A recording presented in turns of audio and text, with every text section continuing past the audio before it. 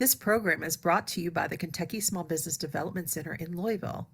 We provide the professional expertise, tools, and information necessary to help you make sound business decisions.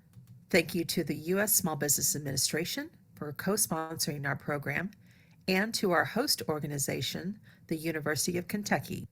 Contact us at 502-625-0123 to get started.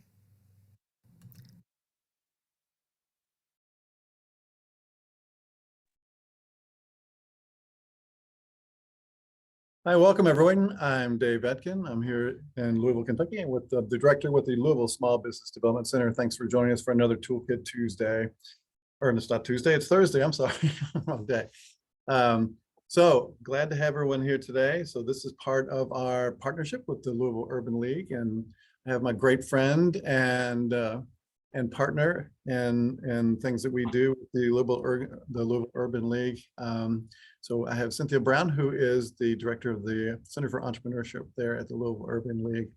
So hello, Cynthia. Hello, everyone.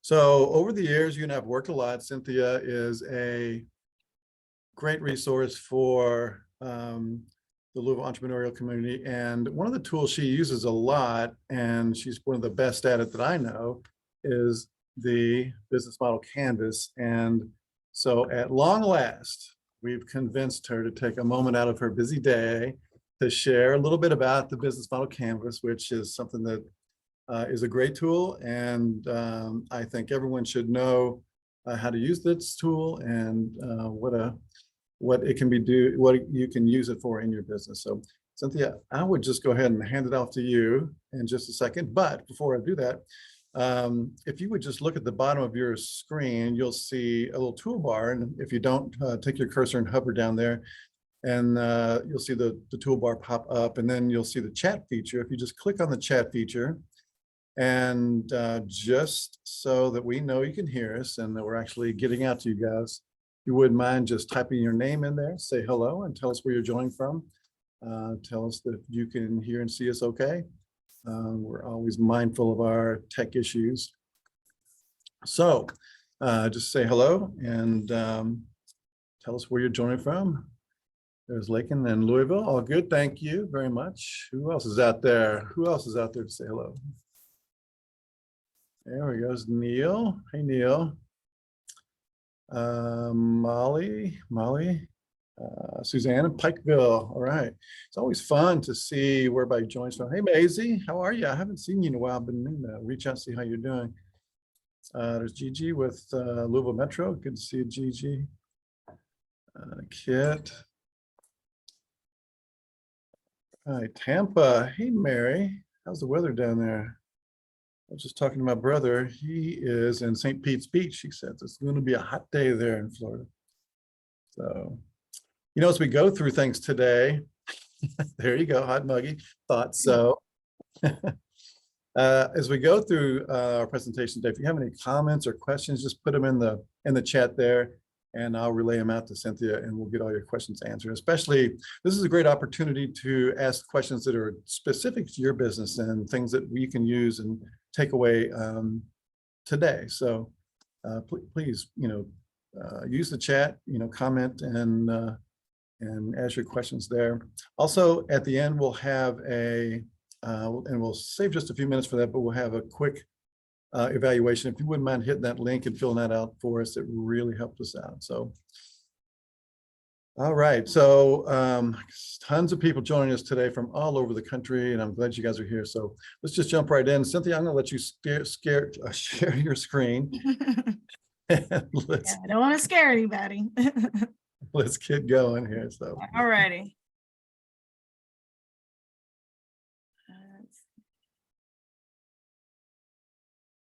Okay, there we go. Can everyone see that okay? Yes, I think we can. Okay. Yep. Awesome. Perfect. Thank you, Cynthia. Not a problem. All right. So welcome, everyone. I'm going to try to go through this as quickly as possible. I'm looking through the participants on here, and I'm seeing some familiar names. So those that know me know this is like my go-to tool. So a lot of this you probably already heard, but let's go ahead and get started. Can't say it enough.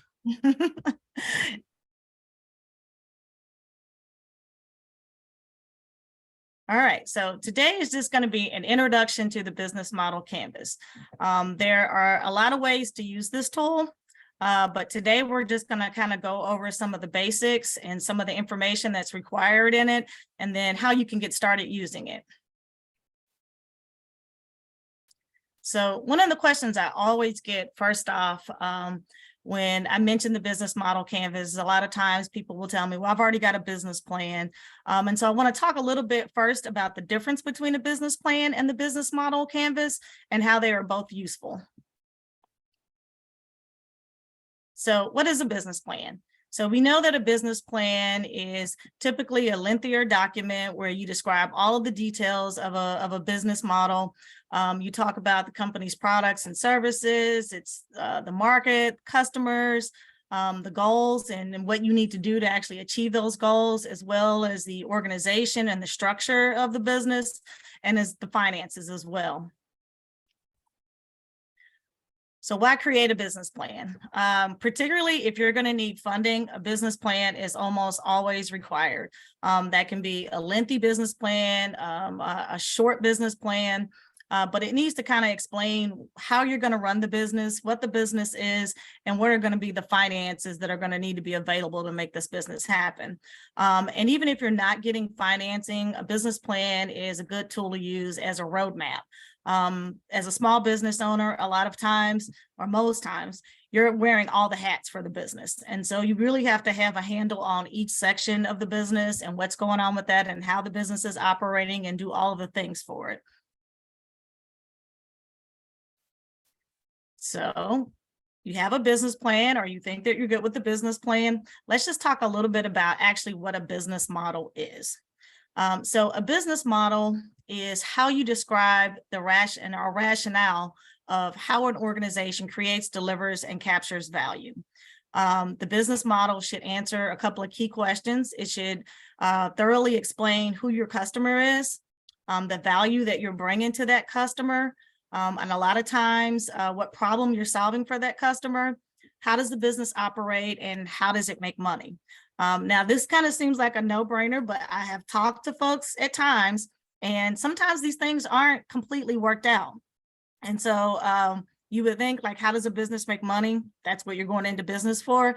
But a lot of times how that business is going to take in that revenue is not really clearly explained. And so a business model needs to do that. And so there are all different types of business models. You'll see over to the side on this presentation, some of the examples are, we've got like business to business models, which are typically your businesses like manufacturers who make products for other businesses. You've got business to customer models, which are retailers that sell directly to customers. And then with the advance of, digital mediums and platforms, there's all different kinds of ways that people are earning revenue from their businesses now. And so you have e-commerce, there's subscription services, social enterprises, aggregator models, and affiliate marketing. So affiliate marketing is like what you'll see a lot of times with influencers, where they'll advertise for someone else's products on their platform. And so there's all different kinds of ways that a business can earn revenue. So what is the business model canvas and why is it useful? Well, the business model canvas is a strategic template used to plan and outline a business idea. I always like to start out with this. I say that it's good for new businesses, especially because you clearly get to see on one page all of the components that are needed. And if those components are aligned and they're going to actually work to make the business viable or feasible to do. But I also think it's good for existing businesses. Existing businesses, a lot of times things change in the market where you may have to pivot. You may introduce new products, which will mean new different customer bases. And so the business model canvas is a really good way to have on one page, all of the components that go in to understanding how you're creating value for customers, who those customers are, how you connect with them, and things like that. So even if you're an existing business, this is a good way to understand how you might need to pivot or just to do a gut check on your business and making sure that things are still aligned and that it's working. So the business model covers the 4 main areas of a business. It really goes deep into customers, what it is that you're offering, the infrastructure that's needed to support the business, and then also the financial viability. And it consists of 9 blocks that you fill in this information. And so this is what a business model canvas looks like. It's a template. I typically tell people to start filling in with bullet points. I think that's a really easy way to get an idea or things out of your head and onto paper. And then it helps you kind of organize all of that information and see how that information connects. And we're going to talk about each of these boxes.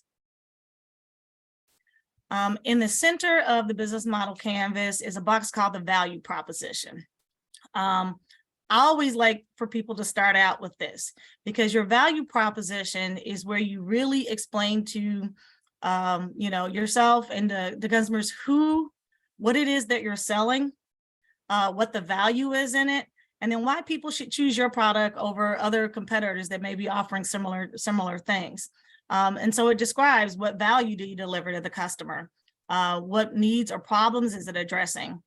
Are there bundles of products and services that you can offer to different customer segments? This box should really be the driver for all of the other components in your business. If you don't really understand the value of what you're bringing and the customer problem or pain point that it's starting, then you're always going to have problems in really identifying who your customer base is, how to get to them, and then not really understanding what it is that's going to make them buy your product or use your service. So over to the side, you'll see some of the characteristics that people will use typically in a value proposition. Some of the things that, can bring value is the newness of the product. It has, excellent performance. You can customize things. It gets the job done. Design. Sometimes there's brand or status that draws folks in. I try to think of Apple when I say looking at brand and status. A lot of times there are features with Apple products that people don't really necessarily need, but Apple is the cool product. And so people will spend the money to buy those things. So these are all of the things that you can kind of use in your value proposition.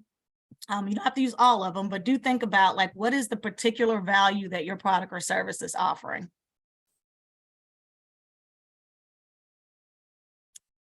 Then next to the value proposition box is going to be a box called customer segments. Now, customer segments is who your target audience is. It defines the groups of people or organizations you aim to reach or serve. It defines who you're creating this value for. Who are the most important customers, and can you differentiate between different customer groups? So when you think about your target market, you think about who would want to purchase your product. And I always say that it's very, very crucial to be very specific about this. A lot of times people will say, oh, I want to sell my product to everybody. I think everybody should use what I'm selling or what I'm doing. And that would be nice, but most times for small businesses, that's not realistic. You see the types over to the side. You've got a mass market, which would be your retailers like Walmart. And 9 times out of 10, a small business is not going to be able to compete with a Walmart. So they have lots and lots of products for very, very cheap prices. And most small businesses are not going to be able to sell goods at that level. So the next market is a niche market. And most small businesses should really look and figure out what their niche is. I know it's nice. You want to try to reach everybody and you want everybody to use it, but most times you're not going to be able to do that. And when it comes to marketing your business, most small businesses are going to have small budgets for their business. And so the more that you can be specific about who your target market is and how you get to those, the more that you can maximize what you're getting out of your budget for marketing. A lot of times that's small. A lot of times for small businesses, that's nothing.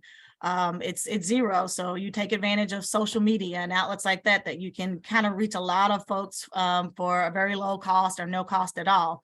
So, but it's very, very crucial for you to understand who that target market is so that you can be very specific on how you get to them.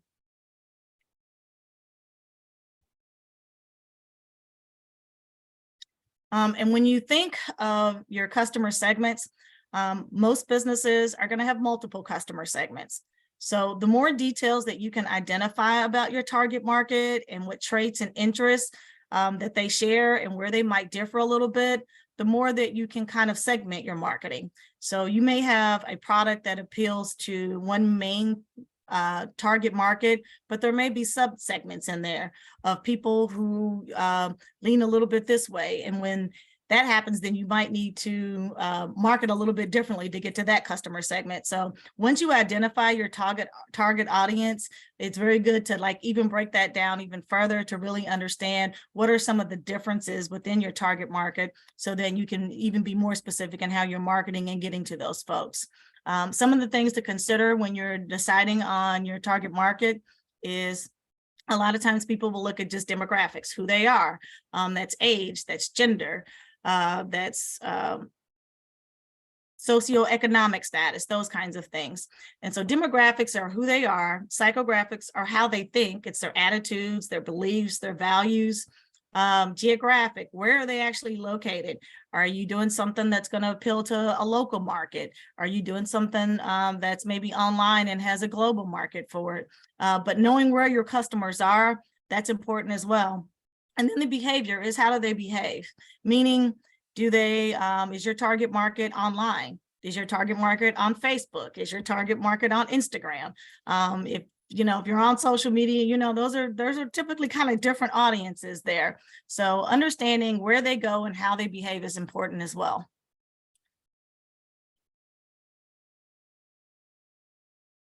The next box is customer channels. So the customer channels describes how a company communicates with and reaches its customer segments to deliver its value proposition. So how are you going to reach your customers? Like I said, I just mentioned social media. If your target customers are going to be maybe a younger demographic that uses social media a lot, that might be a place. If they're older target market, then there might be other ways that you might have to reach those customers. So how do those customers want to be reached? When I'm shopping, what do I look for products, or where do I look for services? And make sure that you're using those outlets to get to them.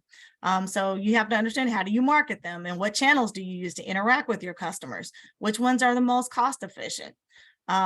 This channel functions is to raise awareness about your products among your customer, to deliver your value proposition of why your business is unique and special and why they should use it or purchase from you. A lot of times these channels are used to actually facilitate the purchase of the product. And then also to do post-purchase customer support. Customer relationships. This box, a lot of times when I have people working on this, I think it gets a little confusing sometimes. But this box actually is defining what level of interaction that you're going to have with your customers. And so those levels of interaction can range from, one-on-one, very personal types of interactions. If you're in healthcare fields, then you're going to have to be in person, in front of them, working one-on-one with them. Some are completely automated, and Amazon is self-service. You go on, you order your product, it gets shipped to you, and that's typically the end of it. But there's a range between that one-on-one and that completely kind of self-service. And so you need to think about what kinds of relationships that you're going to have with your customers, because that's going to determine a lot of things around capacity, what other kinds of things that you may have to have in order to interact with those. If it's going to be self-service, then you have to have really robust online platforms in order to be able to do that. And so customer relationships are really important, and really understanding of what level you're going to have to interact with those customers, and then how much that actually is going to cost to be able to deliver in that way.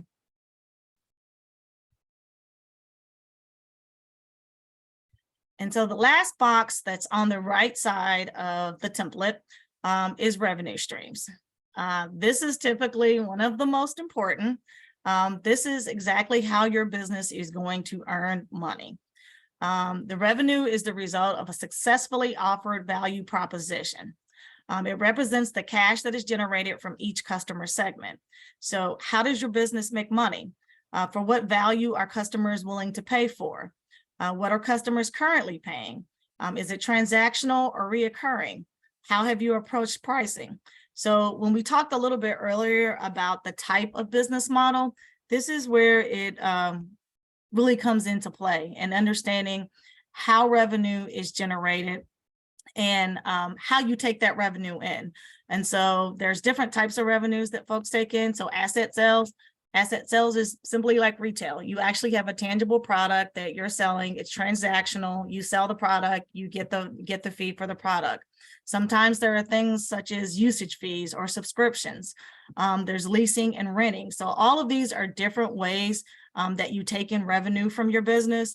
And that seems like a no-brainer to say, okay, I have a product, I have a service, I'm running a business, I want people to pay for my product or service. But to really understand how people can pay for your product and actually which one is going to be the most profitable. So for some services, Netflix, let's just say that's a service that people pay for. They may not watch Netflix every day. They may use other streaming services to watch, regular shows, but they're paying for that every single month. And so regardless of what the level of usage is on the product, that's still revenue that they're going to bring in off of each of those customers. And so when you're thinking about that, it's really important to understand like how your business is going to make money and what are going to be the most profitable streams of making money. And then I'll also add in to talk a little bit about pricing. This is something that you should consider when you're determining the revenue streams and how you're going to bring that revenue in. Pricing is really, really important. And I would suggest that everyone, do the research, understand what your pricing is and what position that puts you in the market. There's different ways to do pricing. You can do pricing, in terms of trying to be the most affordable, or you can go the opposite end of having what's a really exclusive product, but you have to make sure that you're bringing the value for that exclusive product to charge a little bit more. And just typically small businesses, I think should somewhere fall in the middle at the very, very minimum. Again, as I said, competing with a mass retailer like a Walmart, the low end prices is not going to be something that you're going to be able to compete with, because you're not going to be able to get those wholesale prices in the same way of a Walmart, because they're buying in bulk. So when it comes to small businesses, I say to usually kind of start somewhere in the middle and then kind of work up from there. But you really need to kind of understand where that's going to max out as well. Because a lot of times there are going to be a max that a customer is going to be willing to pay for that product or service. And so knowing your customers and knowing what they're willing to pay for is going to be really important information to include when you're thinking about your revenue streams and constructing your business model. And so that was the whole right side of the box. And now we're going to move over to the left side of the template. The left side of the template talks about structure a little bit more. And so it identifies, key partnerships. So these are the relationships that you have to have with other businesses, governmental or non-consumer entities that help your business model work. It answers the questions of who are your partners that help you create the value? Who are your suppliers? Who will help your business grow? A lot of times that can be just kind of straight transactional relationships with suppliers that you need in order to be able to create or deliver your product. But it can also be other partnerships, other organizations. Like we have this wonderful partnership with the SBDC.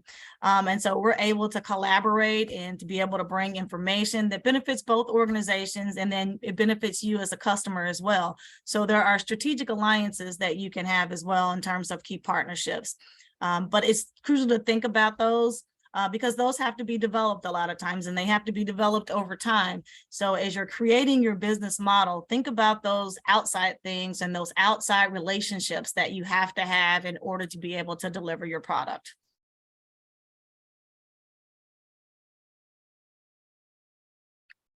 Key resources. These are the most important assets required to make a business model work. These are the resources that allow an enterprise to create and offer a value proposition. It allows it to reach markets, maintain relationships with customer segments, and earn revenues. So what is a key resource? Key resources and assets are things that you own. It's the key resources that help you earn revenue. It's the resources that help you convert your product to revenue. And they're related to your value proposition. So types of those resources can be physical resources. So it may be your staff. It may be, trucks that you have that you use to deliver. But it can also be intellectual property. So if you are delivering a different type of, product that's related to a service, and maybe you've written curriculum for that, that would be considered intellectual property. But it's key to being able to deliver on your value proposition. Human capital, it's the same. It's staff. It's folks that are being able to contribute to creating that value in your product. Financial is your resources that you have in place, the capital that you have in place in order to be able to do the business and operate.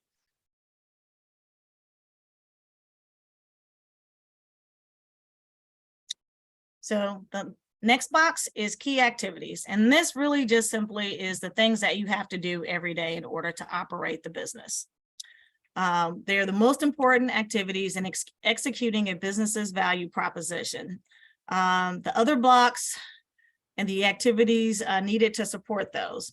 And so these are activities that the other blocks are kind of all built around. But at the end of the day, what you do to actually run the business and actually operate the business, these are the key activities that you need to have identified.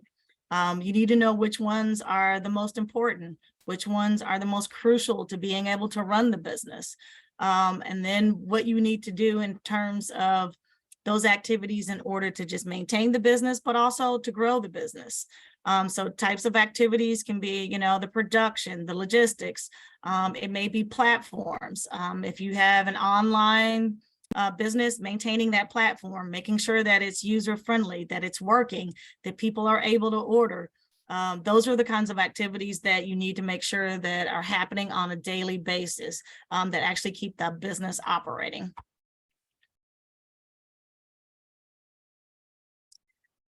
And the last box on the business model canvas is cost structure. And so this defines all of the costs and expenses that your company will incur while operating your business model. It identifies which are the most important costs inherent to your business model, and it answers the questions of understanding what are your fixed costs. So your fixed costs are costs that are going to be consistent, every single month. Regardless of how much business you're doing or how much the business is operating or how many customers you have, that's going to be a cost that you incur every month. So that's like lease agreements, things like that you're going to have to pay regardless of what's happening.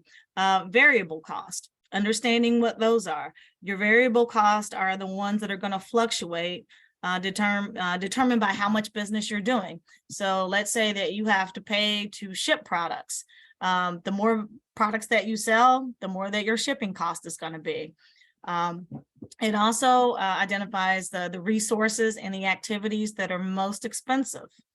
And I think this is really, really important. I see a lot of businesses at times that don't really have a good idea of where their cost is coming from or what their most expensive cost is. And if they don't have an idea of what that cost is and what is most expensive, it's hard to really understand what is the return on that. For small businesses, like every dollar that you spend on the business or every dollar that goes out the door of the business has to have some kind of return. So as we were talking about marketing earlier and being able to target into that group of folks that is really going to be your most probable audience, you want to make sure that every dollar that you're spending on advertising actually has a return in the form of a customer actually making a purchase. So understanding what that cost is and then understanding what that return is on it is absolutely critical for a business in order to maintain cash flow and really understand where the business might be leaking money. When you find, there are places that you're spending a lot of money, but you're not really getting a lot of return for the business on it. Those are things that you need to look at in terms of, I need to try to reduce the cost here. How can I reduce the cost of that? And so the last bullet point, when we talk about how does this correlate to revenue, these are kind of the things that I mean. If it takes you $20 to acquire a customer, and your average sale is $22, then you're not making very much off of that. So you need to really kind of understand what are the things that are costing, and then also what is the return on that.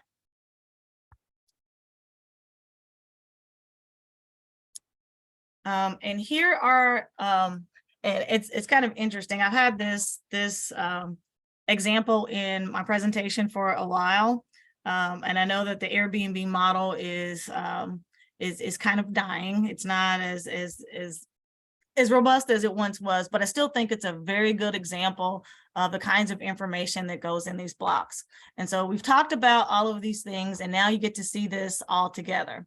And I will say that the business model canvas was originally used in the tech industry.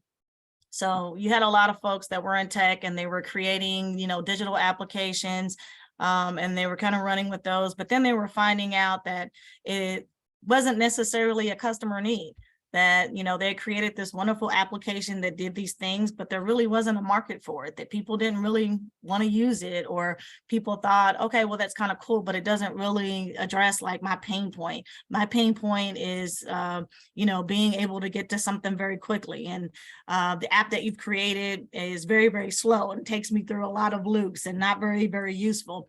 And so what they did was they were able to create this model so that you could put all of this information in one place and then be able to take it through several iterations. So to kind of test your model, to get some customer feedback, to understand if you're really getting at the right things, and then to go back and change this model. And this model was much easier to change and to make those kind of necessary tweaks to get a really viable model than, say, working on a business plan. So it was actually used with Post-it notes, so that you were able to just kind of change out as you got more customer feedback or information. You were able just to kind of change out these Post-it notes. One of the reasons why I like this Airbnb model is because it has two very, very distinct customer segments. And so when you look at what their value proposition is, their value proposition basically was, it found a gap in the market of being able to connect renters with those that were the property owners. So you had people with places, to rent, but they had no way to be able to connect with those that wanted to rent places. It was, then you had a lot of folks that were renters that didn't want to stay in big chain hotels, that wanted some place that was more embedded in the community they were going to, but they didn't actually know how to get to those property owners. And then there also was a trust issue. If you were able to connect, there wasn't anything that really vetted anybody on either side. And so Airbnb came up with this. They created this platform to connect those. So Airbnb doesn't really actually have a product per se. Their product actually is the platform that connects folks. And so when you look at the customer segment boxes over to the right-hand side, you'll see that there's two different colors. And the reason is because they have two very, very distinct customers. So that means they had to have two very distinct value propositions that appeal to each customer segment. So for customers, those looking to rent, it was easy, it was self-service. They were able to get 24/7, customer support. A lot of people talked about it through word of mouth, social media.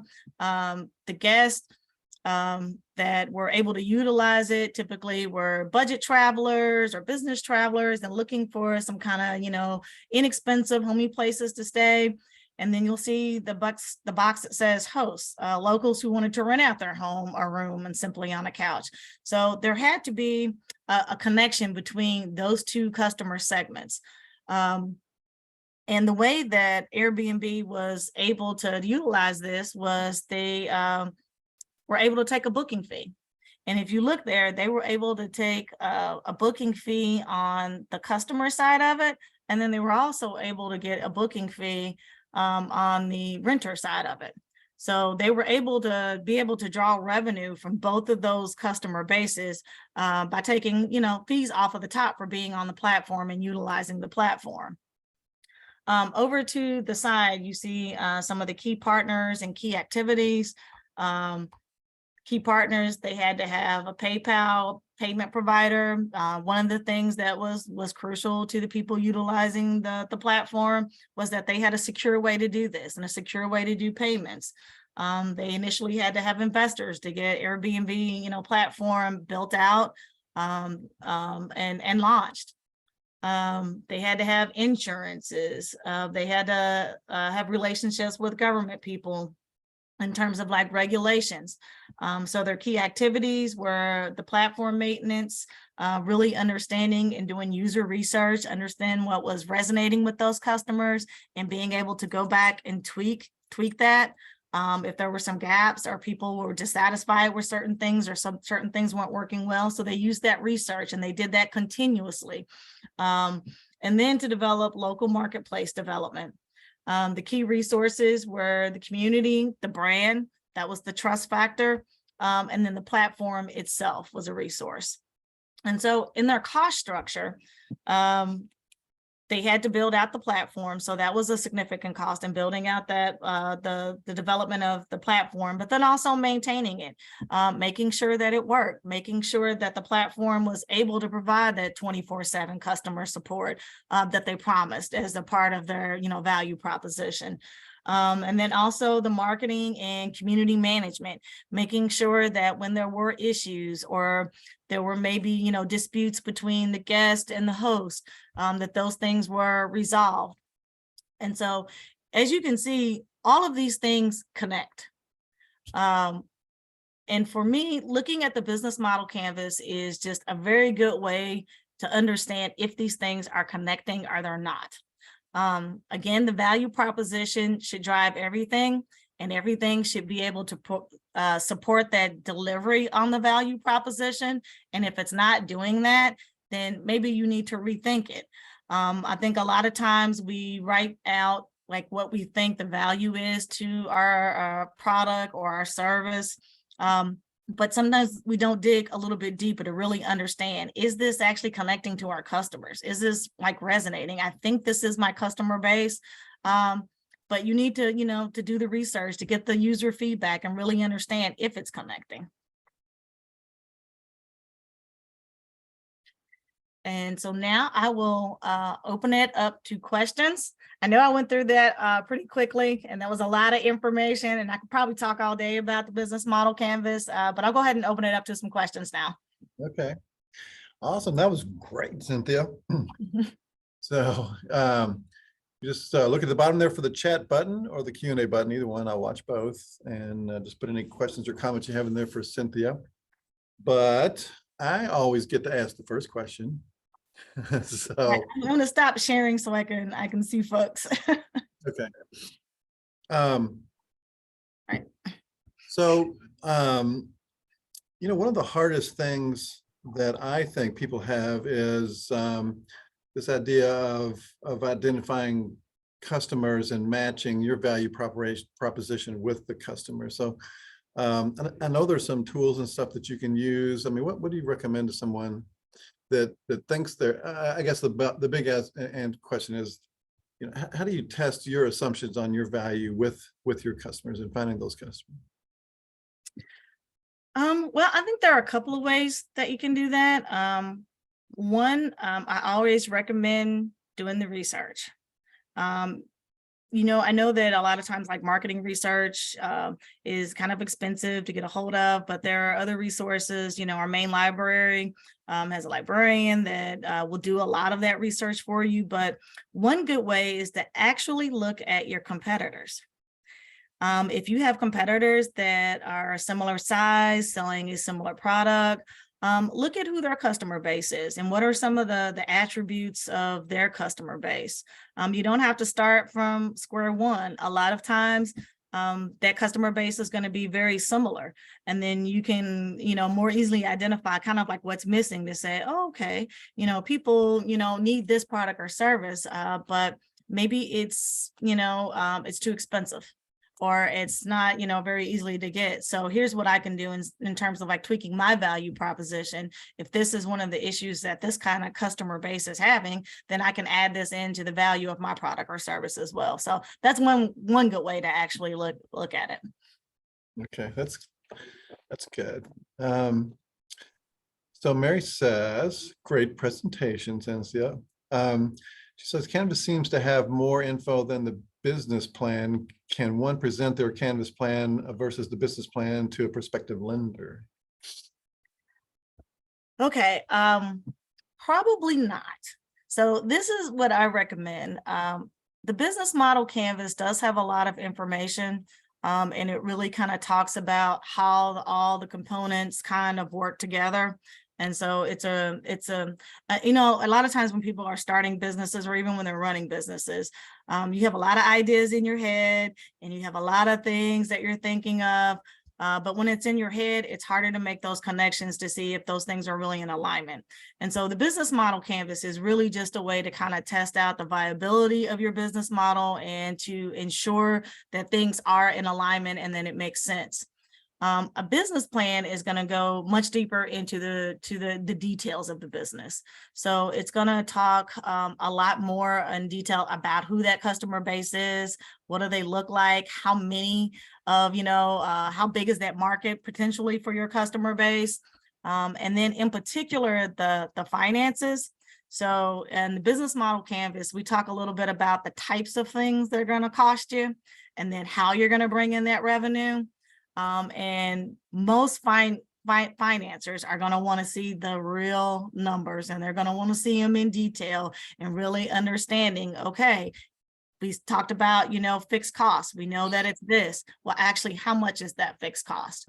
How much is that going to cost you over time? What does that look like stacked up against, the projected revenues that you're thinking about? So they're going to want to have those numbers in a lot more detail. So typically a business model canvas is just kind of used to organize your business model. But the business plan, you'll actually go into a lot more detail that a financer is going to want to see to understand, is this a viable business? Should I take this risk on, making this financing? Thank you. Great. So Lakin, I hope I'm saying that right.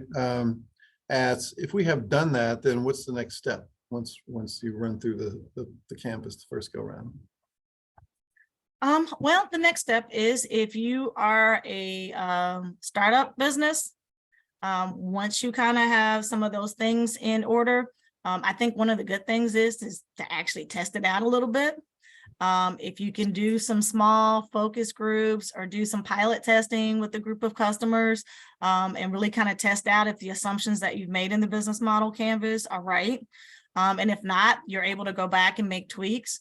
And then the next step is to work with the SBDC or us at the Louisville Urban League, and get some coaching on what are some of the resources that you're going to actually need to launch the business. Mm-hmm. Yeah. Going back to the beginning, what, when you went through this, you kind of went around the circle, the different boxes. I mean, is there where would one start? What's the box that you would recommend people start with first? The value proposition. Okay, that makes perfect sense to me now. Yeah, I think the value proposition is what drives it all. So if you can very clearly kind of articulate what your product or service is, the value that it's bringing or what problem it's solving or pain point for the customers.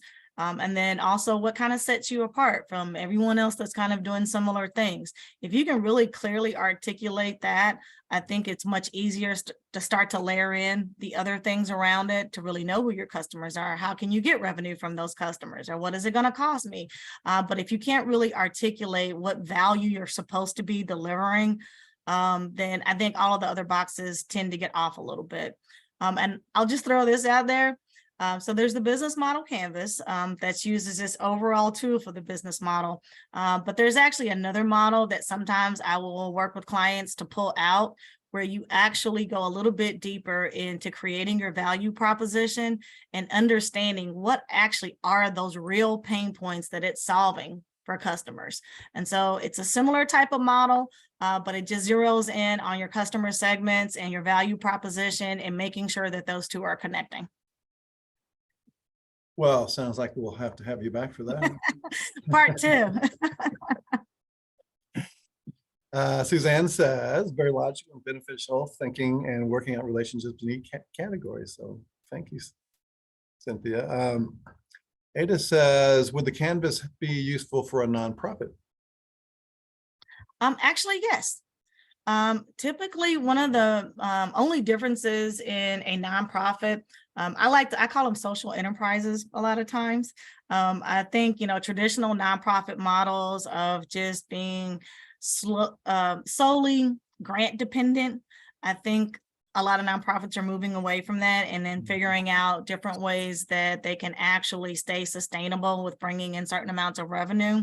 And so there is a version, I love this business model canvas. So there is a version of this business model canvas that I say it's for social enterprise. And so in addition to the value proposition, you have a mission included.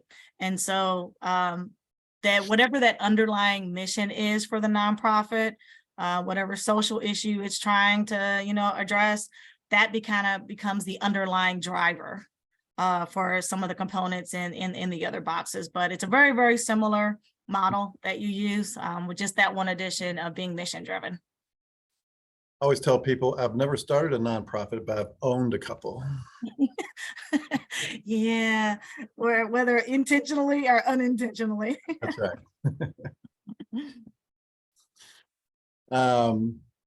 So let's see. So yeah, so if you have any other questions out there, just put them in the chat. We've got a couple minutes left if you'd like to do that. And again, Janet, you want to put the link up for our evaluation? That will be helpful to us. It gives us some insight in what you're thinking, maybe some ideas about what we can do for you guys in future webinars, future events. So, Yeah, it'll come up as we close out. okay, cool. Thank you, Janet. And just some closing thoughts. The business model canvas is not meant to replace the business plan. And so that was one of the things I wanted to try to articulate in the beginning of what a business plan is and kind of what it covers and what it does, and then what a business model canvas is and kind of like the function that serves. So it's not meant to be a replacement. So I think it's usually, I usually use it as an outline to start the business plan. It does have a lot of information and the most important piece of how the business is kind of going to operate and what is the model for the business. And then you use that kind of as the outline, and then the business plan, you start to fill in more of the details of how all of these things are going to work or how it's going to operate and what are the actual numbers, those kinds of things. So it's not meant to replace it, but I think it's meant to be used as a segue into it. Yeah. A lot of times when I start working with clients and they're trying to explain an idea, the business model canvas is helpful to me to really understand what it is that they're trying to do. So we're able to kind of talk through that. So I understand, the kind of components and what it is that they want to do and whatever challenges they may be facing. So it's a good way for a business coach to really understand what you're trying to do. Like I said, a lot of times people have things in their head. And so you got to get that out on paper when you're going to share that with someone else. And so for business coaches to have a better understanding, that's how we're able to better help you. Mm-hmm. True. Yeah. Yeah, that's a great point. And I don't know if anybody's ever tried to write a business plan without going through this, the planning part. It's so hard to look at that blank screen and trying to start, writing what you have explored through a canvas. Yeah. It's overwhelming. I hear that more often than not. When so do you have a business? No, I don't have a business plan. I just don't even know where to start at with it. So this is usually a pretty good segue into it. Yeah. And remember, it's meant to be iterative. I think sometimes when it does come to getting those ideas out on paper, I think people are afraid to commit to it because it makes it real at that point. Right. But don't. Get it out on paper. I'm like, this is not a stone tablet. Like, it's meant to be changed. It's meant to, to take feedback and new information and to change things out as you have more knowledge or more understanding of what it is you're trying to do or who those customers may be. So the idea is to just get those initial thoughts out on paper, take a look at it, learn some more, put some more things into it, change some things out.